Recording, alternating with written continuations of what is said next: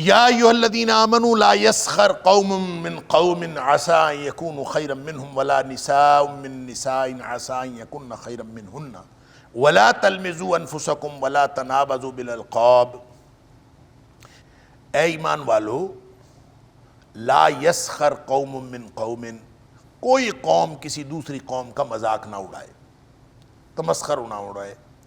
عسیٰ، ہو سکتا ہے، ان یکونوا خیرا منہم، ہو سکتا ہے کہ وہ ان سے بہتر ہوں۔ ولا نساء من نساء، اور نہ ہی کوئی عورت کسی عورت کا، یعنی نہ عورتیں عورتوں کا مذاق اڑائے۔ عسیٰ، ہو سکتا ہے، ان یکن خیر منہن خیرا منہن، ہو سکتا ہے وہ عورتیں ان سے بہتر ہوں۔ ولا تلمزوا، اور آپس میں ایک دوسرے کے اوپر عیب نہ لگاؤ۔ ولا تلمزوا انفسکم، ایک دوسرے کے اوپر عیب نہ لگاؤ۔ ولا تنابزوا بالالقاب، اور برے القاب سے ایک دوسرے کو نہ پکارو۔ برا ہے الاسم الفسوق، فسوق کا نام بعد الایمان، ایمان کے بعد، یعنی اس کے دو معنی ہیں۔ ایک معنی تو یہ ہے کہ برا نام ہے فسق ایمان کے بعد، یعنی ایمان کے بعد فسق کی طرف جانا، یہ برا نام ہے، اور اوپر والے جتنے کام ہیں وہ اگر کرو گے تو یہ فسق ہے، اور ایمان لانے کے بعد اگر کوئی فسق کی طرف جائے تو یہ بہت بہت بہت بہت بری بات ہے۔ ایک معنی تو یہ ہے، اور دوسری بات یہ ہے بیسا، برا ہے الاسم الفسوق بعد الایمان، کہ کوئی شخص ایمان لا چکا ہو تو آپ اس کو فسق کے نام سے یاد رکھیں، تو یہ بہت برا ہے۔ ایمان لانے کے بعد اس کو فسق کا نام دینا یہ بہت برا ہے۔ دونوں معنی اس کے درست ہیں۔ وَمَن لَّمْ يَتُبْ فَأُولَٰئِکَ هُمُ الظَّالِمُونَ، پس جو کوئی توبہ نہیں کرتا فَأُولَٰئِکَ هُمُ الظَّالِمُونَ، تو وہ سارے کے سارے ظالم۔ کوئی قوم کسی قوم کا مذاق نہ اڑائے، پھر فرمایا عورتیں عورتوں کا مذاق نہ اڑائے، تو عورتیں قوم میں شامل نہیں ہوتی؟ شامل ہوتی۔ اس لیے یہ بعض لوگوں نے تو یہ کہا، بعض مفسرین نے یہ کہا کہ یہ تو صرف تاکید کے لیے ہے، کہ یہ جو مذاق اڑانا ہے نا، باتوں باتوں میں تمسخر اڑانا، دوسرے کا استہزاء کرنا، یہ مرد بھی مردوں کا کرتے ہیں لیکن عورتیں زیادہ کرتی، اس لیے عورتوں کی تاکید کے لیے یہ الگ سے عورتوں کا ذکر کیا ہے، وگرنہ قوم کے اندر مرد اور عورتیں سارے شامل ہوتے ہیں، اور یہی نقطہ نظر زیادہ درست معلوم ہوتا ہے۔ البتہ بعض مفسرین کا خیال یہ ہے کہ یہ قوم ہے، یہ صرف مردوں کے لیے، قوم کا لفظ صرف مردوں کے لیے ہوتا ہے۔ اس کی وجہ یہ ہے کہ مرد جو ہیں یہ قوام ہوتے ہیں عورتوں کے اوپر، تو مرد چونکہ قوام ہوتے ہیں اس لیے قوم کے لفظ میں صرف مرد شامل ہیں، اور عورتیں جو ہیں وہ ان کو الگ سے اس لیے بیان کیا گیا ہے۔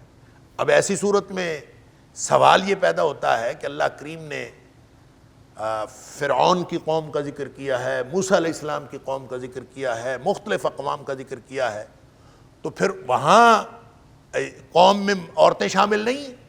یعنی یہ اس نقطہ نظر پر اعتراض ہوا جن لوگوں نے کہا کہ مرد قوام ہونے کی وجہ سے قوم کا لفظ صرف مرد کے لیے ہے، عورتوں کو الگ ذکر کیا، تو ان لوگوں پر اعتراض ہوا کہ پھر قرآن میں دیگر مقامات پر لفظ قوم سے کیا مراد ہے جب قوم موسیٰ اور قوم فرعون اور اس طرح کی بات کی گئی؟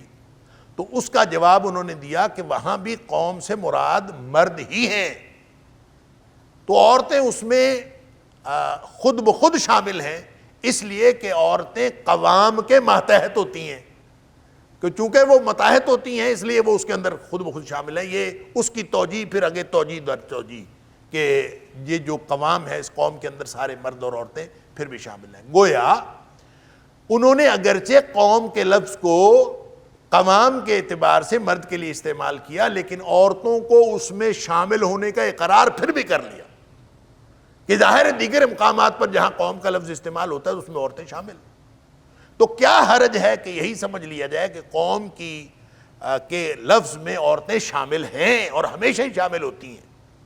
یہاں جو اللہ کریم نے الگ سے عورتوں کا ذکر کیا ہے تو یہ صرف اس لیے کیا ہے کہ خواتین کے اندر یہ معاملہ باتیں کرنا، استہزاء کرنا اور تمسخر اڑانا یہ شاید زیادہ ہوتا ہے مردوں کی نسبت، اس لیے ان کو تاکید کے طور پر یہاں کہا ہے۔ پھر یہاں ایک اور سوال بھی پیدا ہوتا ہے، مرد اگر اس کو ہم یوں کہہ لیں کہ مرد مردوں کا مذاق نہ اڑائیں اور عورت عورتوں کے مذاق نہ اڑائیں، تو کیا خیال ہے عورتیں مردوں کا مذاق اڑا سکتی ہیں اور مرد عورتوں کا مذاق اڑا سکتے ہیں؟ ان کا تو ذکر ہی نہیں کیا۔ اللہ تعالیٰ نے یہ تو فرمایا ہی نہیں کہ مرد عورتوں کا مذاق نہ اڑائیں اور عورتیں مردوں کا مذاق نہ اڑائیں، یہ نہیں فرمایا۔ یہ فرمایا ہے کہ لا یسخر قوم من قوم، قوم کسی قوم کا مذاق نہ اڑائے، ولا نساء من نساء، اور عورتیں عورتوں کا مذاق نہ اڑائیں۔ تو کیا اس کا مطلب لیا جا سکتا ہے کہ مرد اگر عورتوں کا مذاق اڑانا چاہیں تو ٹھیک ہے اڑاتے رہیں، اور عورتیں اگر مردوں کا مذاق اڑانا چاہیں تو اڑاتے رہیں؟ یہ اس سے مراد لیا جا سکتا ہے؟ ہرگز نہیں لیا جا سکتا۔ تو یہ پھر الگ الگ مردوں کو مرد عورتوں کو عورت یہ کیوں فرمایا اللہ کریم؟ کیا مخلوط طور پر کوئی مرد عورتوں کا یا عورت مردوں کا مذاق نہیں اڑا سکتے، یا وہ اڑا سکتے ہیں؟ تو وہ اس حکم میں کیسے شامل ہیں؟ تو ایک تو وہ شامل اس لیے ہیں کہ جب آپ قوم کا لفظ مردوں اور عورتوں کے لیے استعمال کرتے ہیں تو اس میں بطور مرد و عورت قوم کے لفظ میں شامل ہے۔ اگر یعنی جب قوم کو قوم سے منع کر دیا کہ کوئی کسی کا مذاق نہ اڑائیں تو گویا اس میں مرد بھی شامل ہے، اس میں عورتیں بھی شامل ہیں۔ دوسرا اس میں ایک بڑا لطیف نکتہ ہے، عورتیں عورتوں کا مذاق نہ اڑائیں، اور قوم سے مراد اگر صرف مرد لے لیا جائے، جیسا کہ قوام کے لفظ سے دلیل لے کر یہ کہا گیا ہے کہ وہ قوم سے مراد صرف مرد، اگر یہ صرف مرد لے لیا جائے تو یہاں سے ایک بڑا لطیف نکتہ نکلتا ہے جو بعض مفسرین نے نکالا ہے۔ وہ یہ ہے کہ اسلام میں مرد و عورت کی مخلوط محفل جائز ہی نہیں ہے۔ یہ مذاق اڑتا ہے محفلوں میں اور مجالس کے اندر، اور تنہا کوئی کسی کا مذاق نہیں اڑاتا۔ مذاق اڑتا ہے دوسروں کے سامنے، تمسخر اڑایا جاتا ہے دوسروں کے سامنے، اور اسلام میں ایسی مخلوط مجالس کی گنجائش ہی نہیں ہے جس کے اندر مرد اور عورت اکٹھے بیٹھ کے گپ شپ کریں اور دوسروں کا مذاق اڑائیں، یہ گنجائش ہی نہیں۔ عورتیں عورتوں کی مجلس میں ہوتی ہیں، مرد مردوں کی مجلس میں ہوتے ہیں۔ مذاق اڑانے کا اگر امکان ہوتا بھی ہے تو مرد مردوں کا مذاق اڑاتے ہیں، عورت عورتوں کا مذاق اڑاتی ہیں، اور یہ مخلوط ان کی مجلسیں ہوں، مخلوط مجلسوں کا امکان ہی نہیں ہوتا، اس لیے قرآن نے یہ بات کہی نہیں۔ مرد مردوں کا مذاق نہ اڑائیں اور عورتیں عورتوں کا مذاق نہ اڑائیں، یہ مخلوط مجالس تو اب شروع ہوئی ہیں۔ گھر میں بھی چاہے گھر کی مجلس بھی ہو تو گھر کی مجلس میں بھی عام طور پہ وہ رشتے ہوتے ہیں جو مخلوط مجلس ہوتی ہے، بہن بھائی ہوتے ہیں،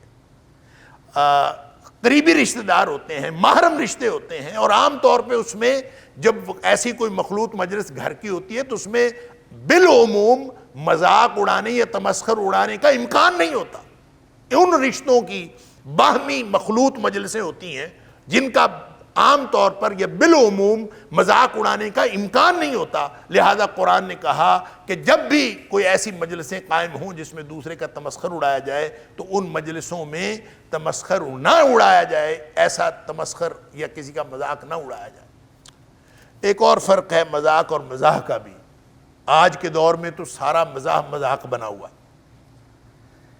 مزاح وہ ہوتا ہے جس میں سننے والے کی طبیعت خوش ہو، مذاق یا تمسخر وہ ہوتا ہے جس میں سننے والا اس سے سن کر نفرت کرے اور اس کے دل میں رنج پیدا ہو۔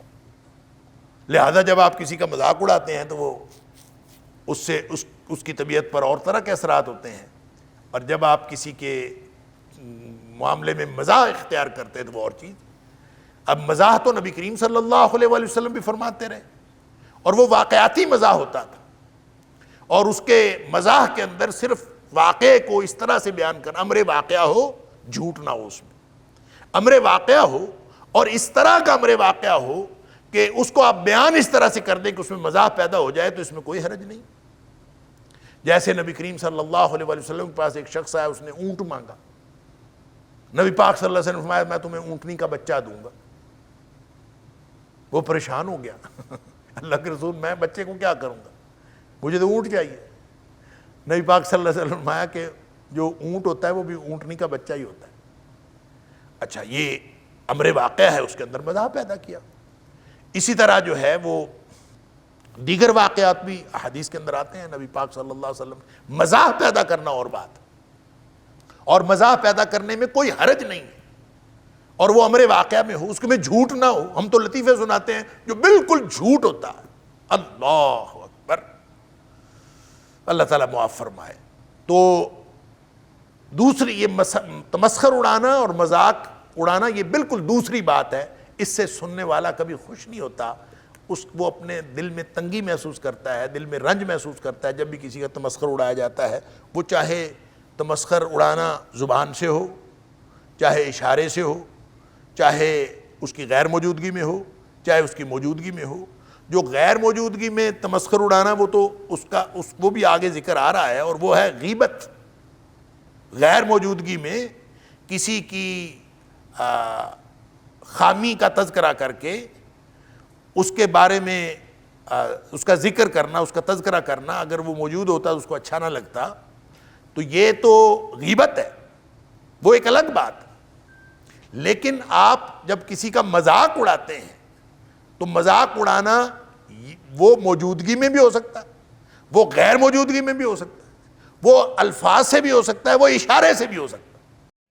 وَلَقَدْ يَسَّرْنَا الْقُرْآنَ لِلذِّكْرِ فَهَلْ مِن مُّدَّكِرٍ وَلَقَدْ يَسَّرْنَا الْقُرْآنَ لِلذِّكْرِ فَهَلْ مِن مُّدَّكِرٍ. جیسا کہ نبی اکرم صلی اللہ علیہ وسلم کے سامنے حضرت عائشہ صدیقہ رضی اللہ تعالی عنہا نے حضرت صفیہ رضی اللہ تعالی عنہا کے بارے میں کہا تھا. اللہ اکبر. اس کو آپ مذاق اڑانے کی مثال کے طور پر بھی لے لیں اور اس کو غیبت کی مثال کے طور پر بھی لے لیں. ہاتھ کے اشارے سے حضرت صفیہ رضی اللہ تعالی عنہا کے بارے میں حضرت عائشہ صدیقہ رضی اللہ تعالی عنہا نے کہا تو زبان سے کچھ نہیں کہا، اشارہ کیا ہاتھ سے. حضرت صفیہ رضی اللہ تعالیٰ کا قد چھوٹا تھا تو نبی کریم صلی اللہ علیہ وسلم کو آئیں، وہ تشریف لائیں، وہ چلی گئیں. حضرت عائشہ صدیقہ رضی اللہ تعالیٰ نے نبی پاک صلی اللہ علیہ وسلم کو آپ کی طرف دیکھتے ہوئے اشارہ کیا. چھوٹے قد والی آئی تھی. اللہ اکبر. اب یہ امر واقعہ ہے کہ وہ چھوٹے قد والی تھی اور حضرت عائشہ صدیقہ رضی اللہ تعالیٰ عنہ نے زبان سے کچھ کہا بھی نہیں، لیکن یہ بات ایسی تھی کہ اگر وہ سن لیتی تو ان کو رنج پہنچتا. لہٰذا نبی کریم صلی اللہ علیہ وسلم نے فرمایا، میں نے عرض کیا اس کو تمسخر اڑانے کی مثال کے طور پر بھی لیا جا سکتا ہے اور غیبت کی مثال کے طور پر بھی لیا جا سکتا ہے. نبی کریم صلی اللہ علیہ وسلم نے فرمایا، عائشہ تو نے اتنا بڑا گناہ کیا ہے کہ اگر اس کو سمندر میں ڈال دیا جائے تو پورے سمندر کا رنگ بدل کے رکھ دے. اللہ اکبر، اللہ اکبر. لہٰذا کسی بھی طرح کا اشارہ، کسی بھی طرح کا اشاراتی گفتگو بعض اوقات ہوتی ہے، زومانہ گفتگو کر کے آپ دوسروں کا مذاق اڑاتے ہیں. کسی بھی طرح کا مذاق اڑانا، یہ چونکہ مذاق جو اڑانا ہوتا ہے یہ عام طور پہ اس لیے ہوتا ہے کہ آدمی دوسرے کو اپنے سے حقیر سمجھ رہا ہوتا ہے. اگر اس کو حقیر نہ سمجھ رہا ہو، اس کو چھوٹا نہ سمجھ رہا ہو تو آدمی کسی کا مذاق نہ اڑائے. اگر اس کو اپنے سے بڑا سمجھتا ہے، اگر اس کو اپنے سے اچھا سمجھتا ہے تو پھر انسان اس کا مذاق نہیں اڑا سکتا. تو چونکہ مذاق اڑانے کے پیچھے جذبہ یہ کار فرما ہوتا ہے کہ وہ مجھ سے کمتر ہے، وہ مجھ سے ہلکا ہے، وہ مجھ سے حقیر ہے، یہ جذبہ موجود ہوتا ہے. اس لیے اللہ تعالیٰ فرماتا ہے عَسَىٰ يَكُونُوا خَيْرًا مِّنْهُمْ. تم نے کیسے سمجھ لیا کہ ظاہری کسی حالت کی وجہ سے تم کسی کا مذاق اڑا رہے ہو سکتا ہے وہ حقیقت میں تم سے بہتر ہو. اللہ اکبر. جو لوگ مذاق اڑا رہے ہیں ان سے وہ بہتر ہوں، اس لیے مذاق نہ اڑایا کرو، کیونکہ مذاق اڑانے کے پیچھے یہ جذبہ کار فرما ہوتا ہے. اور یہ جذبہ کیا ہے کہ میں بڑا ہوں وہ چھوٹا ہے. اور اگر کسی کے دل میں یہ بڑا ہونے کا جذبہ آ گیا تو یہی تکبر ہے. نبی کریم صلی اللہ علیہ وسلم نے فرمایا جس کے دل میں ایک رائی کے دانے کے برابر بھی تکبر ہوگا وہ جنت میں نہیں جا سکتا. رائی کے دانے کے برابر بھی تکبر ہوگا وہ جنت میں نہیں جا سکتا. اللہ. صحابہ نے پوچھا اللہ کے رسول صلی اللہ علیہ وسلم ہم میں سے تو ہر ایک چاہتا ہے کہ ہمارے کپڑے اچھے ہوں, جوتے اچھے ہوں, ہم اچھے کپڑے پہنیں, اچھے جوتے پہنیں.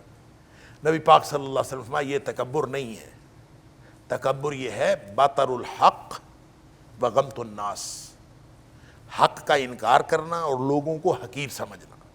جو آدمی لوگوں کو حقیر سمجھتا ہے یہ ہے اصل تکبر. اللہ معاف فرمائے.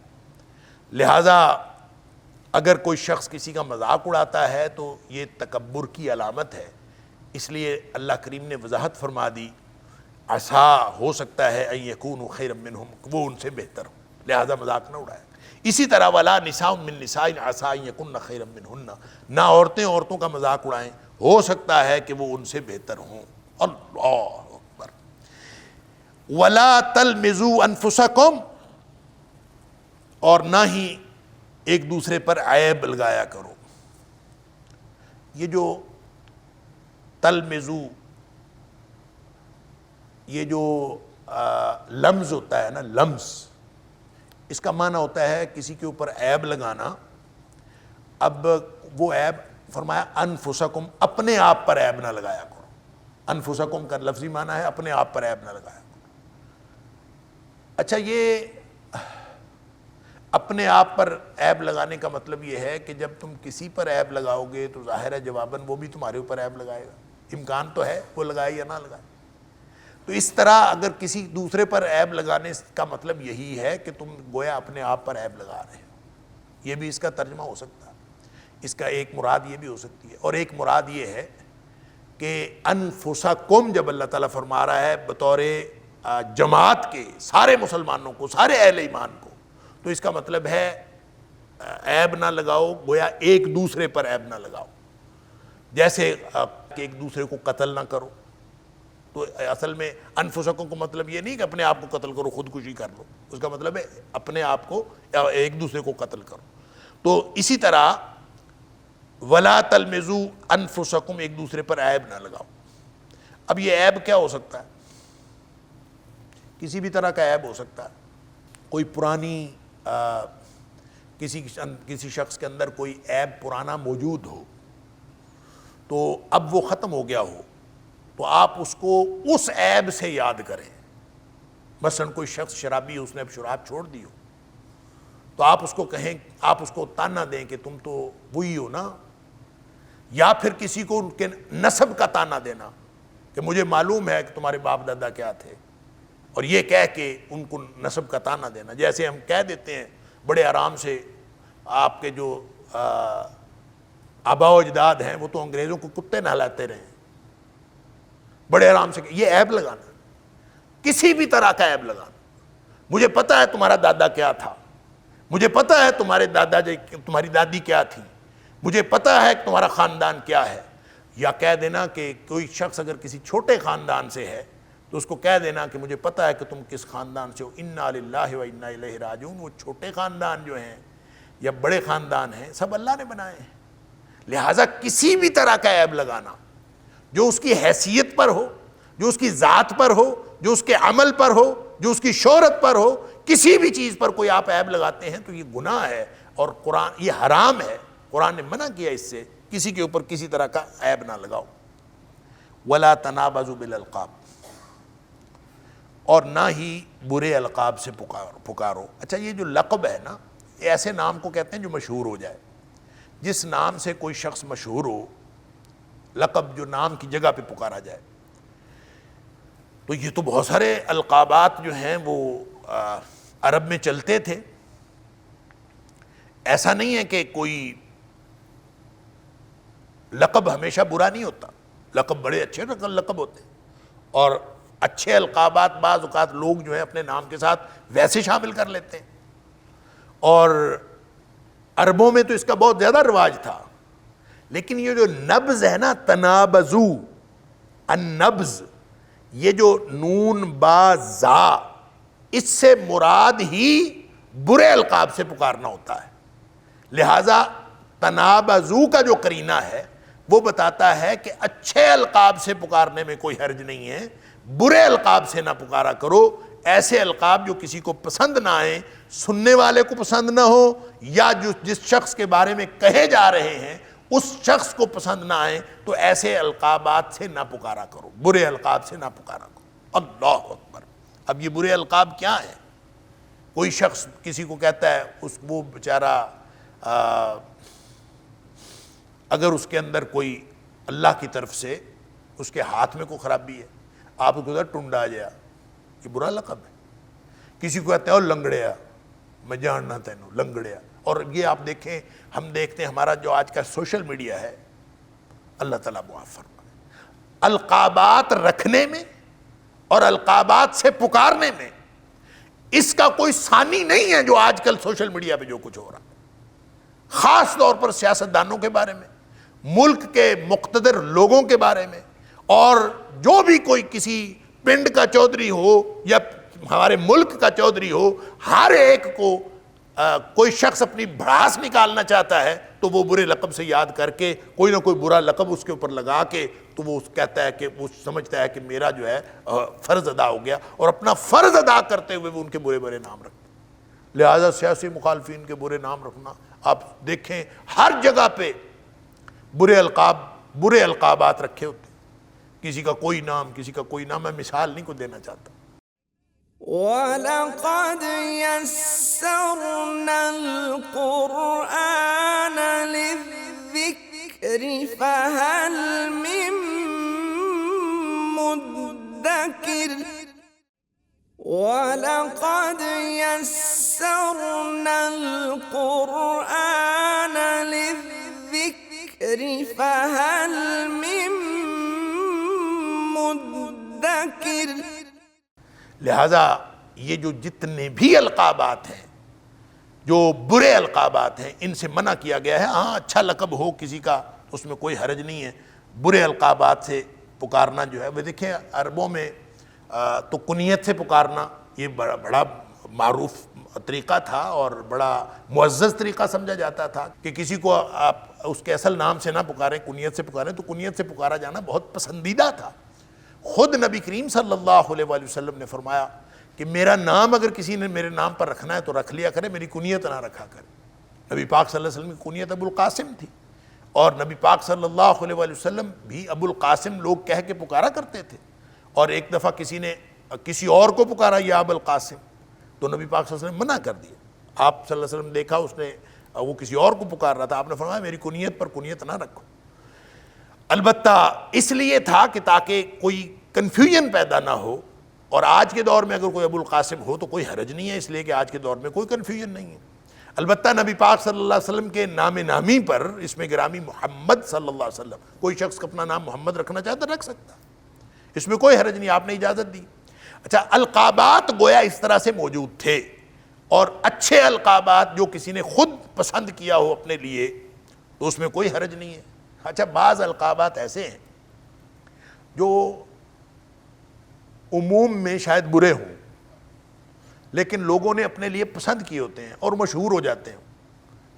مثال کے طور پر سلیمان الاعمش بڑا معروف نام ہے۔ اعمش کا مطلب ہوتا ہے چندھیائی آنکھوں والا، جیسے ہم پنجابی میں چنیاں کھاڑا یوں کر کے، تو انہوں نے اپنا نام سلیمان الاعمش کے نام سے مشہور ہے۔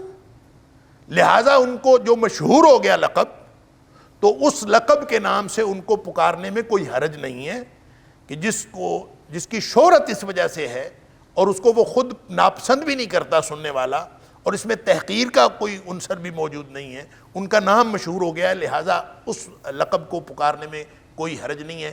برا لقب وہ ہوگا جس کو لقب دیا جا رہا ہے وہ اس کو سنتے ہوئے برا سمجھے، وہ برا لقب ہوگا، لہٰذا وہ کسی بھی طرح کا ہو تو وہ نہیں کرنا۔ وَلَا تَنَابَزُوا بِالْأَلْقَابِ بِئْسَ الْاسْمُ الْفُسُوقُ بَعْدَ الْإِيمَانِ۔ میں نے عرض کیا دو طرح سے ترجمہ کیا جا سکتا ہے۔ فسق کرنا ایمان کے بعد برا ہے، برا نام ہے، تو گویا اوپر والے جتنے کام بتائے گئے ہیں، ایک دوسرے پر الزام لگانا، عیب لگانا، یا برے القابات سے پکارنا، یا کسی کا مذاق اڑانا، تمسخر اڑانا، چاہے عورتوں کا اڑائیں، چاہے مرد مردوں کا اڑائیں، کوئی بھی کسی کا مذاق اڑائیں، یہ سارے کام گویا فسق کے کام ہیں، یہ فسوق ہے۔ لہذا یہ بئس الاسم ہے، یہ بہت برا نام ہے کہ کوئی شخص اس طرح کی حرکتیں کرے، بڑا برا نام ہے کہ ایمان لانے کے بعد بھی تم یہ حرکتیں کرتے رہو، بہت برا نام ہے، نہیں کرنا۔ ایک ترجمہ، ایک مفہوم، ایک مراد۔ دوسرا یہ ہے بئس، برا ہے، الاسم الفسوق، فسق کا نام، برا نام، یعنی فسق، یعنی اس کا ترجمہ یوں کرے فاسقانہ نام۔ الاسم الفسوق، فاسقانہ نام، بعد الایمان، ایمان کے بعد۔ مطلب یہ ہے کہ کوئی شخص پہلے شرابی ہوا کرتا تھا، آج آپ اس کو ایمان لانے کے بعد پھر کہیں تو شرابی ہے۔ کوئی شخص چوری کیا کرتا تھا، وہ ایمان لانے کے بعد وہ ہر چیز سے توبہ تائب ہو گیا، آپ اس کو کہیں کہ تم تو چور تھے۔ یا ایمان لانے کے بعد کوئی بھی ایسا فاسقانہ کام جو وہ پہلے کیا کرتا تھا، اس فاسقانہ نام کو آج دہرانا جب تم ایمان لا چکے ہو، اور جب کوئی شخص ایمان لا چکا ہو، اس ایمان لا چکنے کے بعد اس کو اس فاسقانہ نام سے پکارنا، یہ بہت برا ہے، بئس، بہت برا ہے، الاسم الفسوق۔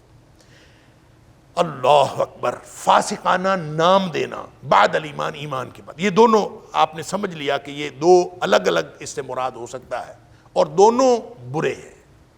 اگر آپ